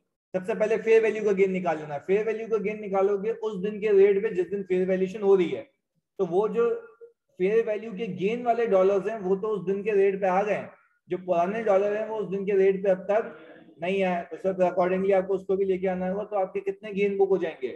दो, एक फेयर वैल्यू गेन, दूसरा एक्सचेंज गेन। पर नॉन मॉनेटरी आइटम्स में ख्याल रखना कि आपका जहां पे फेयर वैल्यू का गेन नॉन मॉनेटरी आइटम का जाता है वहीं पे ही इसका एक्सचेंज गेन या लॉस जाता है। क्लियर है जी? फिर हमने लोन्स का केस देखा, लोन्स के केस में हमने एक चीज ये देखी भाई कि आपको सबसे पहले शेड्यूल बनाना है फॉरेन करेंसी में, सही है, और फिर उसको कन्वर्ट करना अकॉर्डिंगली रेट्स के हिसाब से। पीएनएल आइटम हमेशा एवरेज पे जाएंगे और रिपोर्टिंग पे आप देखेंगे कितने पे सेटल हो, बाकी का बैलेंसिंग पे गेन या लॉस हो जाएगा। अब हम देखते हैं IS-21 विद IS-41 यानी सर एग्रीकल्चर के साथ। क्लियर है जी? अच्छा सर मुझे एक बात बताओ कि ये जो बायोलॉजिकल एसेट्स हैं क्या ये नॉन मॉनेटरी आइटम्स हैं? Yes sir. अच्छा, इनका फेयर वैल्यू को गेन कहा जाता है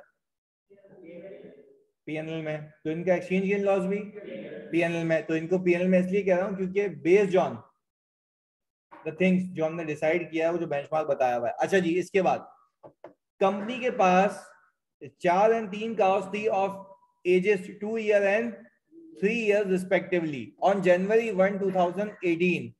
Details of fair value less cost to sell are given below. अच्छा जी, हमने सर ये देखा है कि आप किसी भी बायोलॉजिकल एसिड को fair value less cost to sell पे कैरी करते हैं, ऐसा ही है जी। अच्छा, अब मुझे एक बात बताएं जरा सर, आपने सबसे पहले जो ये साल क्लोज किया होगा लास्ट ईयर, वो क्या 2 years वाले जो जानवर थे आपके पास वो 4 थे, एक की वैल्यू पीकेआर में डॉलर में। तो मुझे एक बात बताएं भाई, आपके पास 4 काउस थे 2 साल वाले, तो आप 1500 को 4 से मल्टीप्लाई करो, $6000 की वर्थ के आपके पास एनिमल थे ओपनिंग बैलेंस। आपने 108 से मल्टीप्लाई करके कितना 648,000। सर ये 648,000 का आपका ओपनिंग बैलेंस है। अच्छा जी, पर ये 2 ईयर वाले का है। फिर सर 2000 वाले आपके पास 3 है, ये भी $6000।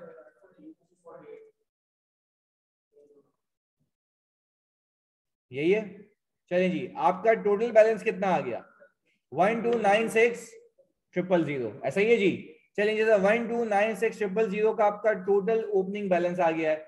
अच्छा जी, अब इसके आगे सर मुझे एक बात बताएं, अब आपके पास ड्यूरिंग द ईयर 2 तरीके के गेन आएंगे, एक फेयर वैल्यू गेन,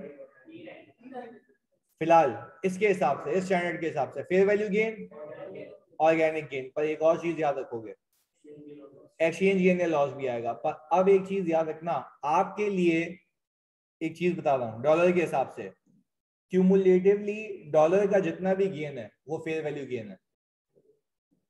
बात समझ आ रही है?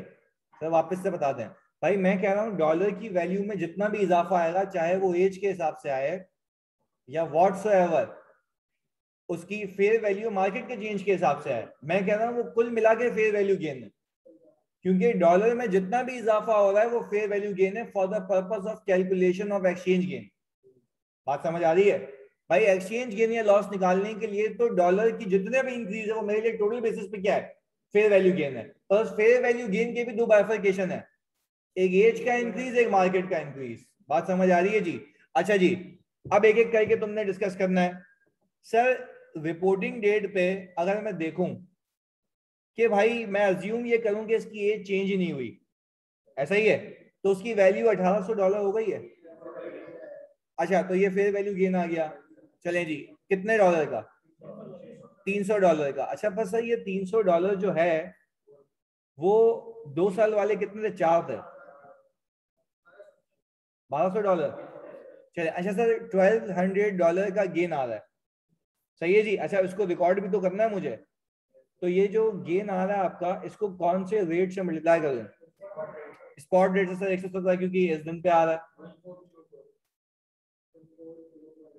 यही है। बेहतरीन है जी। नहीं, इसको नहीं कर सकते।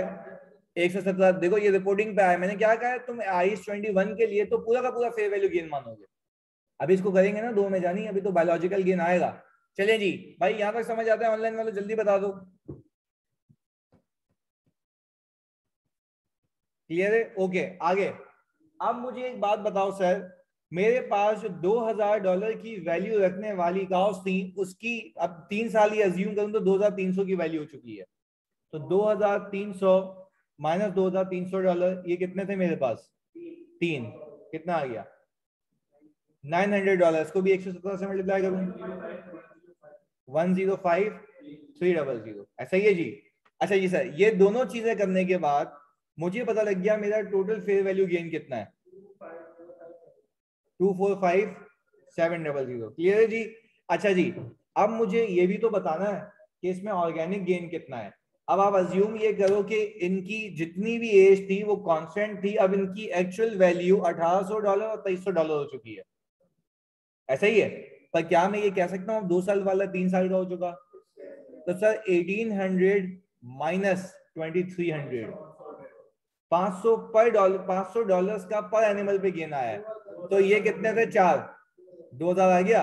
अच्छा जी, यानी अब ये 2000 का गेन फिर से डॉलर का इंक्रीज है ना, इसको भी 117 से मल्टीप्लाई करूं, यही है। अच्छा जी, इसके बाद फिर मुझे एक बात बताओ, वो जो 3 साल वाले थे अब हो चुके हैं सर 4 साल के, तो मेरे पास गेन आ गया कितना, $400 इंटू 3, $1200 सर, $1200 इंटू 117 करूं। अच्छा, अब जरा तुम्हें कैलकुलेशन करनी है मेरे साथ सर, फेयर वैल्यू और ऑर्गेनिक गेन तो आ गया, सही है जी। अब फोकस के साथ, हाँ, fair value gain organic gain आने के बाद अब मैं करूंगा एक्सचेंज गेन की वर्किंग। क्या ये मानते हो 1500 वाली चीज, अब यहाँ पे फोकस करना, 1500 वाली चीज जो कि 2 साल की थी अब वो 3 साल पे आ चुकी है, क्या आप उसको 1500 से उठा के 2300 पे लेके आ गए हो? अच्छा, यानी एक बात समझो, आप टेक्निकली $800 का गेन बुक कर चुके हो, वो भी 117 पे। ऑनलाइन वालों बात समझ आ रही है? आप $800 का गेन बुक कर चुके हो, वो भी 117 पे। चले दूसरे को उठाता हूं मैं, 2000 को आप 2700 पे लेके आ चुके हो, 700 का गेन बुक कर चुके हो 117 पे। आपको नहीं लगता कि, समझना मेरी बात, कि वो $800 और ये $700 117 पे आ चुके हैं, पर ये 1500 और $2000 अभी भी पुरानी चौरंगी पे हैं, तो उनको भी उठा के किस पे लेके आऊं, 117 पे। तो सर मुझे एक बात बताएं प्लीज यार, 1500 प्लस 2000 दोनों को एक साथ लेके आ सकता हूं? बिल्कुल। 1500 में प्लस करें 2000 कितना आ गया, 3500। 3500 को अगर मैं देखूं 108 से 117 का डिफरेंस कितना आ रहा है, 9 का, तो सर कितना आ गया ये,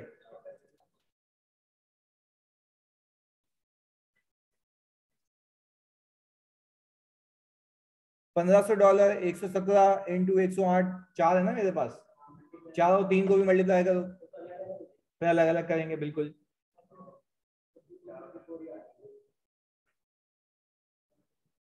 हाँ भाई 54 आ रहा है, 108। और गलती ये है कि हम एक साथ नहीं कर सकते क्योंकि दोनों की क्वांटिटी अलग है, अगर क्वांटिटी सेम होती तो एक साथ आ जाती है। क्लियर है जी? हाँ भाई, तो अब अगर मैं देखूं, मेरे पास कुल मिला के 1.296 मिलियन का ओपनिंग में बैलेंस था, फेयर वैल्यू का गेन इतना आया, ऑर्गेनिक गेन इतना आया, एक्सचेंज गेन इतना आया, कुल मिला के एंडिंग बैलेंस कितना बनता है, करें जी? 2024100। एग्जाम में अगर आप चेक करना चाहें तो हर किसी की रिपोर्टिंग की वैल्यू निकाल के देखेंगे तो उसके इक्वल आनी चाहिए। सर ये भी खत्म हो गया आपका IS-21 के साथ IS-41। क्लियर है जी?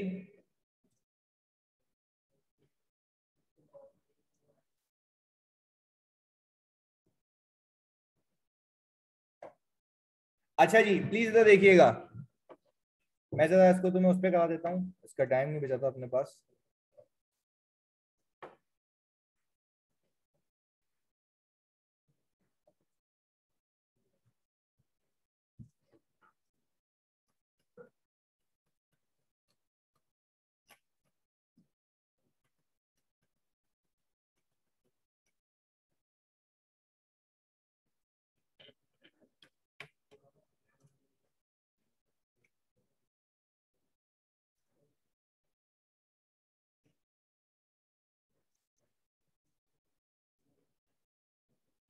अच्छा जी जानी, ये बता दो यहाँ तक कोई इशू, कोई मसला? हाँ भाई, तुम लोगों को क्लियर है यहाँ तक? चलें जी, अब फोकस के साथ हमने इसको जल्दी से IFRS 9 के साथ देखना है। मेरे पास ये चीजें सारी सॉल्व हुई हैं, तो मैं खाली मुझे कैलकुलेट कर करके बताना है। अच्छा जी सर, कंपनी ने परचेज किए हैं 1500 share in US based company at a price of rupees, eight a price of $15 पर शेयर ऑन January 1, 2019। अच्छा भाई, अब मुझे एक बात बताओ, अगर मैंने किसी बाहर की कंपनी के शेयर्स परचेज किए हैं तो उसकी कोटेशन भी फॉरेन करेंसी में ही होगी, ऐसा ही है? जो टोटल शेयर्स परचेज हैं वो है 1500 शेयर्स, ऐसा ही है? और एक शेयर 15 का है, तो सर मुझे एक बात बताएं, 1500 into 15, total dollars to be paid कितना है? 22,500, ऐसा ही है? अच्छा जी, प्लीज आप सबने पार्टिसिपेट करना है।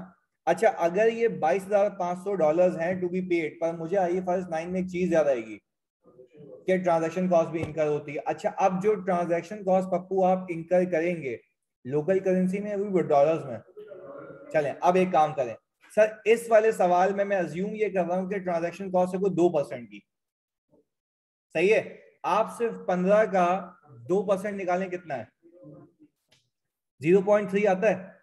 अच्छा जी, और हमने एक चीज सीखी हुई है, पहले हम इसको कर लेते हैं भाई फेयर वैल्यू थ्रू OCI से, सही है।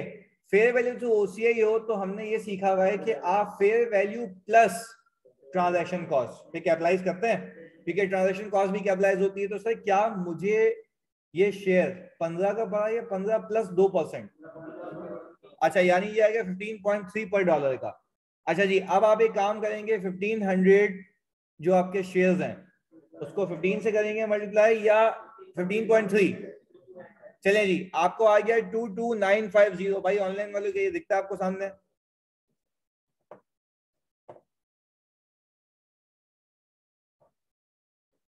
ये रहा sir. Sir dollar value at acquisition आ गई मेरे पास। चलिए जी, अब प्लीज सुनिएगा, जब ये डॉलर वैल्यू एट एक्विजिशन आ गई मेरे पास, तो अब मैं इसको कन्वर्ट करूंगा इस दिन के रेट पे। 110 से मल्टीप्लाई कर लूं, 2524,500, ऐसा ही है जी। सर ये प्राइस तो यहाँ पे लॉक हो गई, यानी अब आपके शेयर्स कैरी हो रहे हैं $1 वैल्यू 15.3 पर डॉलर, और रेट है उसका 110। यहाँ तक बात समझ आती है? अच्छा जी, इसके बाद फिर 31 दिसंबर 2019 पे वैल्यू हो गई है 22 पर डॉलर। चलो, अब सबसे पहले मुझे आप एक बात बताएं, इसमें भी फेयर वैल्यू गेन और एक्सचेंज गेन दोनों आएंगे? अच्छा, इसका फेयर वैल्यू का गेन कहाँ जाता है, एक्सचेंज गेन कहाँ जाएगा? OCI में क्यों? जहां पे नॉन मॉनेटरी आइटम का गेन जाता है वहीं उसका एक्सचेंज गेन या लॉस जाता है। तो सर यहाँ का हमारा model fair value through OCI है, तो अकॉर्डिंगली फिर वो गेन भी वहीं लेके जाएंगे, एक्सचेंज गेन या लॉस। बात समझ आ रही है जी? चलिए जी, इसके आगे अब मुझे एक बात बताएं सर, प्लीज फोकस के साथ। सर अब अगर मैं वैसे ही एक बात अज्यूम करूं कि $2 पर डॉलर का, मैं तो वहां पे तो बाद में आ रहा हूं समझाने के लिए, हाँ, $2 मतलब $2 पर शेयर का डिविडेंड डिक्लेयर हुआ है, ऐसा ही है। तो मेरे पास कितने शेयर्स थे? $1,500। अच्छा जी, $1,500 थे, मुझे टोटल डिविडेंड कितने का मिल गया? $3,000 का। और मुझे एक बात बताओ, ये देन एंड देयर उसी वक्त रिसीव हुआ होगा? अच्छा, अब मैंने अज्यूम ये किया कि उस दिन का स्पॉट रेट है 105, तो मैंने सीधा सीधा इसकी इनकम को PNL में फेंक दिया, इसका कोई मेरे OCI के मॉडल से ताल्लुक नहीं है। अच्छा, व्हाट इफ, एक सवाल तुमसे पूछता हूं, अगर ये रिसीव नहीं हुआ होता, जानी सवाल प्लीज इधर, अगर ये रिसीव नहीं हुआ तो रिसीवल आता, पर डिविडेंड इनकम 105 के हिसाब से ही रिकॉग्नाइज होती, ऐसा ही, क्योंकि PNL आइटम तो इतने से रिकॉग्नाइज होता है ना, क्योंकि उसी टाइम का है। अब आपका सवाल आना चाहिए सर ये एवरेज पे क्यों नहीं है? भाई ये ओवर द पीरियड थोड़ी ना हुआ है, एक पॉइंट ऑफ टाइम पे हुआ है, तो वो तो सीधा सीधा इनकम में आ गया। अब अगर मैं बोलूं कि इसका अगर कोई रिसीवेबल होता तो वो $3,000 का रिसीवेबल होता, क्या वो भी मार्क टू मार्केट होता? जब तक ये रियलाइज नहीं हो जाता, तो अकॉर्डिंगली याद रखना, सही है जी, क्योंकि वो मॉनेटरी आइटम होता। बात क्लियर है? चलें जी, अब आ गई सर रिपोर्टिंग डेट। आपके शेयर्स क्या $15.3 पे कैरी हो रहे हैं? अब वैल्यू चल रही है 22 की। अच्छा, तो क्या आप ट्रांजैक्शन कॉस्ट को कंसिडर करूंगा? नहीं करूंगा सर, खरीदने और बेचने के वक्त होता है, ऐसे कभी भी नहीं होता। तो मुझे एक बात बताएं सर, आप प्लीज फोकस के साथ इधर, यानी इधर देखो, आप मुझे एक बात बताएं, खरीदते और बेचते वक्त करते हैं बस, दैट्स इट। तो हमने अभी तो बेच तो नहीं रहे ना, हम तो खाली मार्क टू मार्केट कर रहे हैं। आप सिर्फ एक बात मुझे बताएं प्लीज फोकस के साथ, 22 इंटू $1,500 का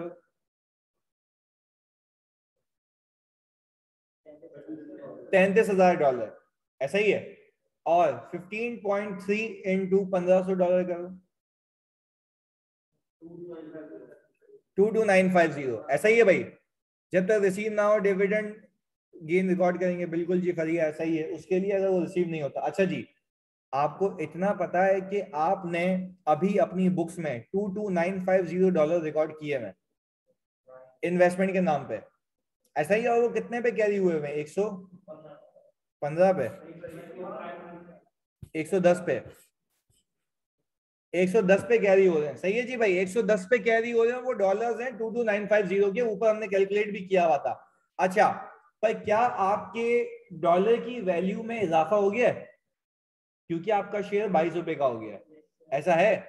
अब मुझे आप एक बात बताएं, जब आपका ये शेयर 22 रुपए का हो गया है, तो सर जरा फोकस के साथ 22950 से क्या मैं $33,000 पे आऊंगा? इसको यूं भी कर सकते हो, कैलकुलेटर अपने पास रखना, $22 माइनस 15.3, 6.7 पर डॉलर का गेन है, पर शेयर का गेन है। तो 1500 शेयर हैं, तो आपके पास कितना आ गया? 10050 का आपके पास एक गेन आया है।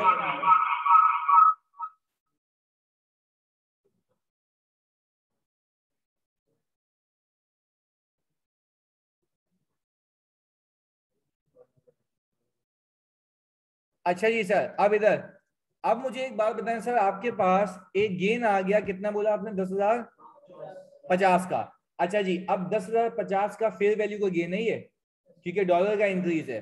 तो अगर ये डॉलर का इंक्रीज है तो इसी दिन पे आ रहा है। इस दिन का जो आपका स्पॉट रेट है वो 107 है। 107 से मल्टीप्लाई करो, कितना आ गया? 1075350। चलें जी, ये आ गया। पर आपको ये बात भी समझ आ रही होगी कि आपने अब तक अपने $10,050 को 107 पे लेके आए हो।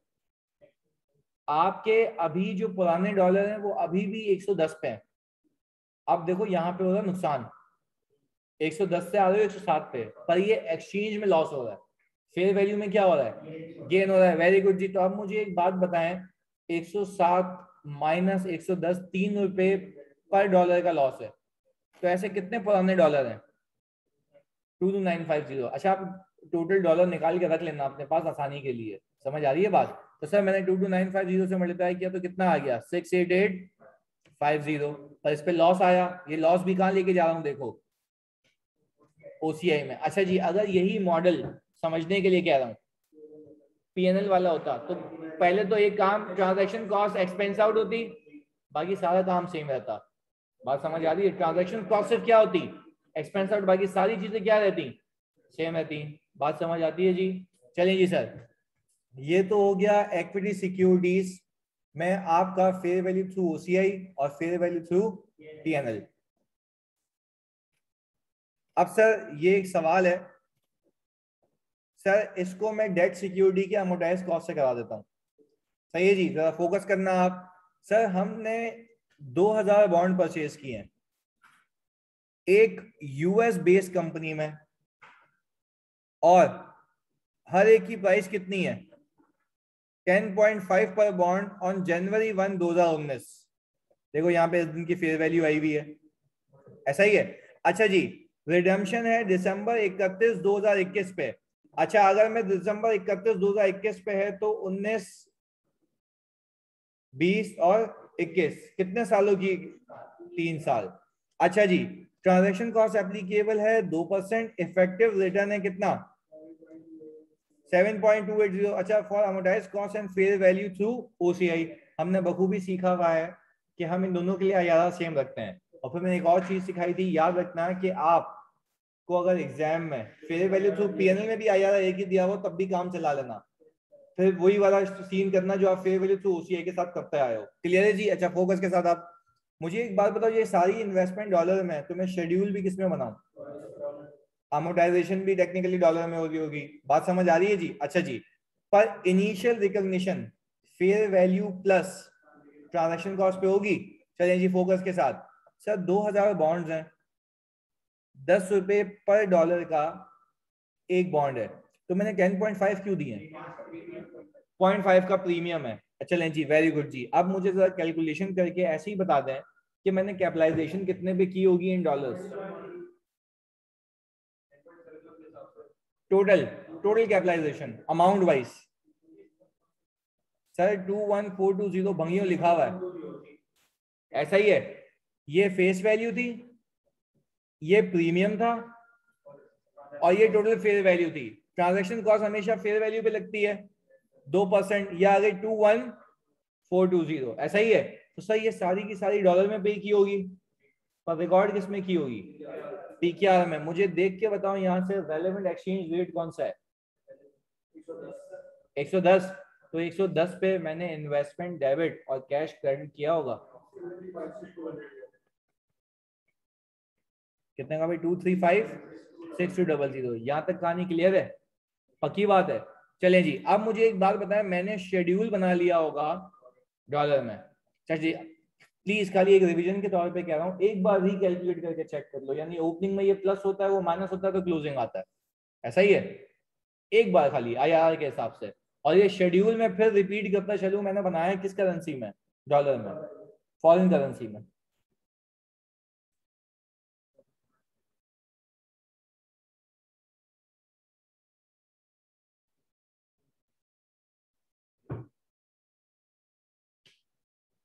सही है। ओके जी। अब प्लीज, मतलब खाली ऐसे हाथ साफ करने के लिए कह रहा था। अच्छा, अब जरा फोकस करो। सर मैंने अभी 21420 डॉलर को रिकॉर्ड किया हुआ है 110 पे। डॉलर्स को याद रखना, रेट को भी याद रखना। अच्छा, अब मैंने, प्लीज सुनना, जब इन्वेस्टमेंट की हुई है तो मुझे रिटर्न मिलेगा, मुझे रिटर्न मिलेगा कूपन, जो कि फेस वैल्यू पे लगता है, और वो है $2000। ऐसा ही है भाई ऑनलाइन वालों। तो मुझे एक बात बताओ, मुझे रिपोर्टिंग डेट पे अगर ये कूपन में रिसीव होगा तो $2000 कितने पे मिलेंगे? 118 पे। पक्की बात है? चलें जी, आप कैश ले आएंगे 118 के हिसाब से? पक्की बात है? चलिए जी, यानी आप कह रहे हैं सर मैं कैश को डेबिट करूं, $2000 इंटू 118 कितना आता है?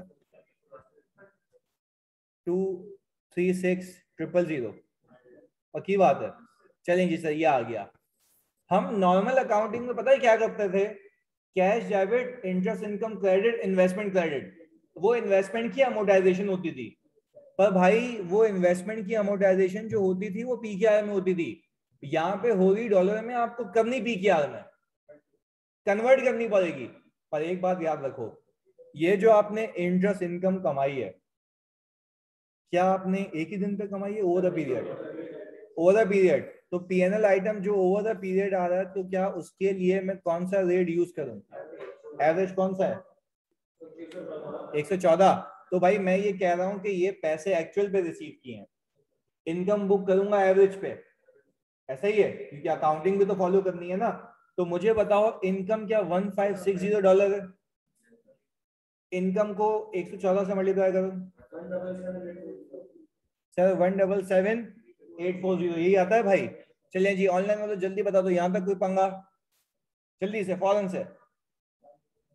सर 177,840 आ गया। अच्छा जी, सुने मेरी बात, कैश आ गया इतने से, इनकम आ गई इतने से, बाकी आपकी इन्वेस्टमेंट की अमोर्टाइजेशन होगी। अमोर्टाइजेशन में दो चीजें अमोर्टाइज हो रही होंगी, एक प्रीमियम, दूसरा ट्रांजैक्शन कॉस्ट। ऐसा ही है?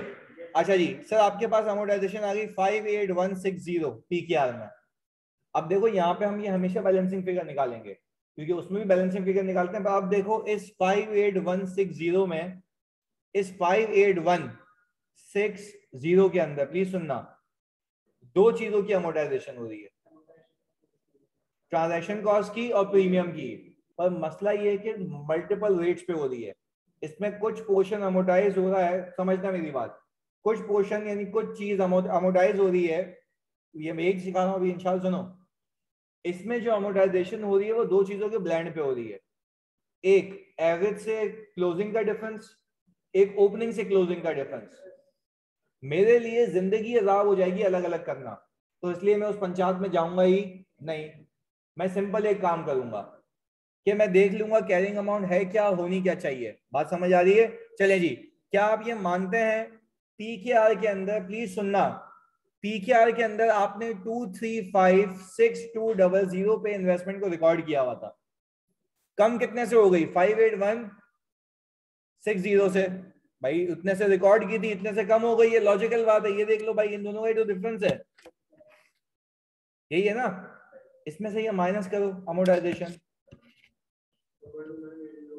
22988040, यानी आप कह रहे हैं सर 22988040 पे आपकी इन्वेस्टमेंट कैरी हो रही है आपकी बुक्स में, कौन सी करेंसी में?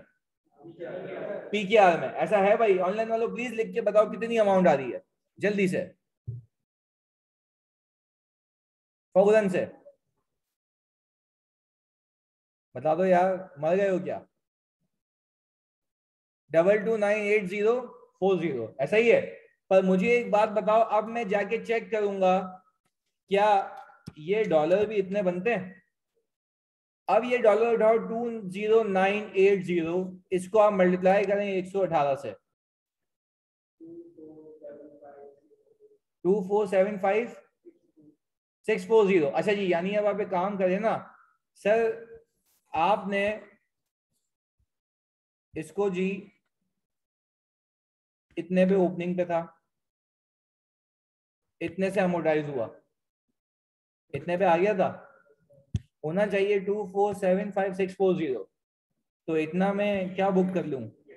एक्सचेंज गेन बुक कर लूं, क्योंकि अब जाहिर सी बात है जो भी चेंज आया है वो किसकी वजह से आया है? एक्सचेंज की वजह से आया है, लॉजिकल बात है। अच्छा जी, अब मुझे एक बात बताएं, ये जो एक्सचेंज गेन बुक किया, मैं क्या इसको सीधा सीधा पीएनएल में ले जाऊं? रीजन दो पीएनएल में लेके जाने का। सर ये चवल नहीं मारो, ये है मॉनेटरी आइटम। एक्सचेंज ओसीआई में जाएगा क्यों? अमोर्टाइज कॉस्ट सिखा रहा हूं मैं।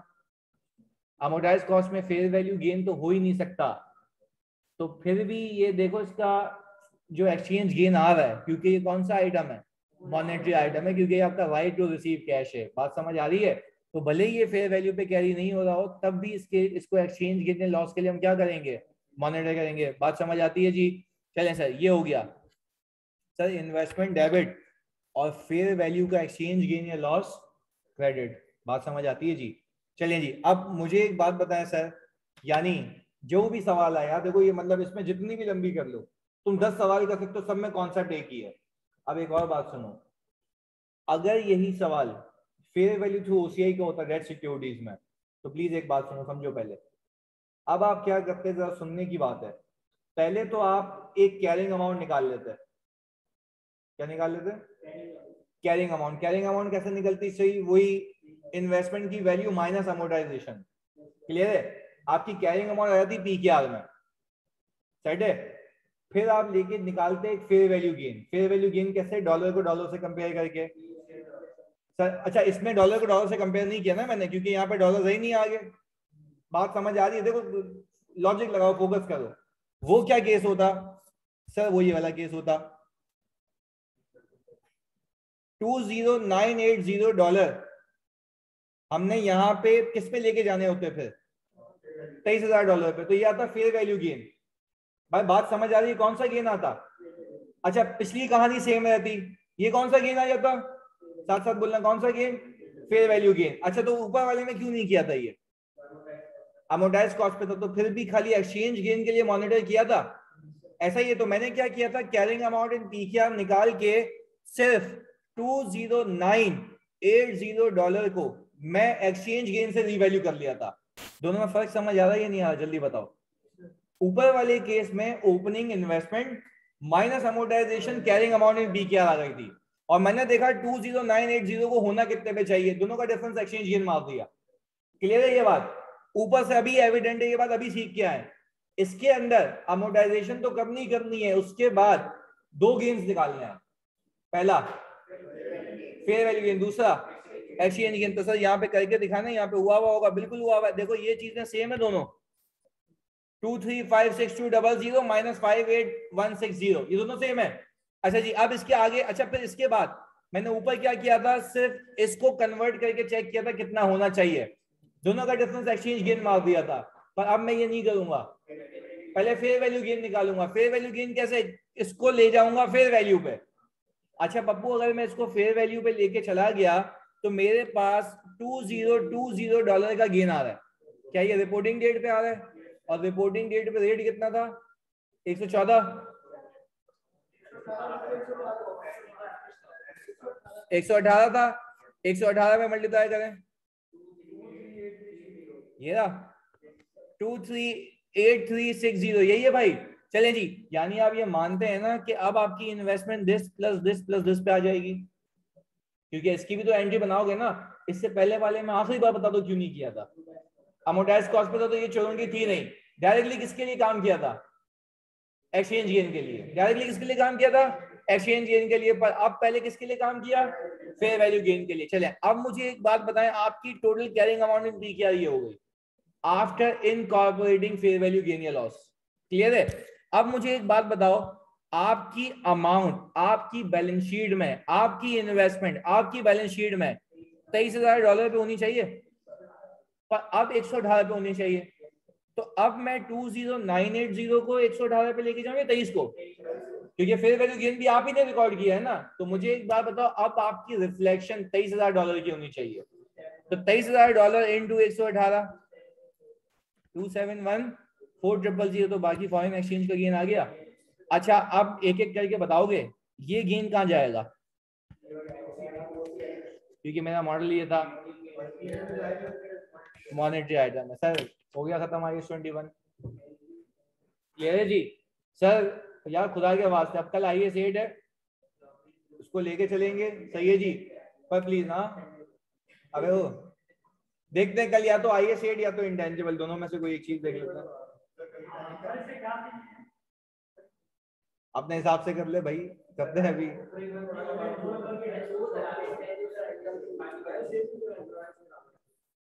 इंटेंजिबल कह रहा है मनी, चलो जी देखते हैं इंटेंजिबल। चलें जी, एक बता क्या दोनों करा दें सर? चलें देख लेते हैं जानी, कल इंटेंजिबल ओके।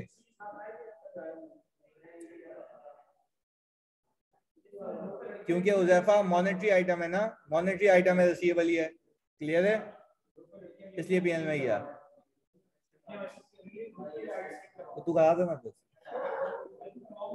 चलें जी, मिलते हैं अगली क्लास में। अल्लाह हाफिज।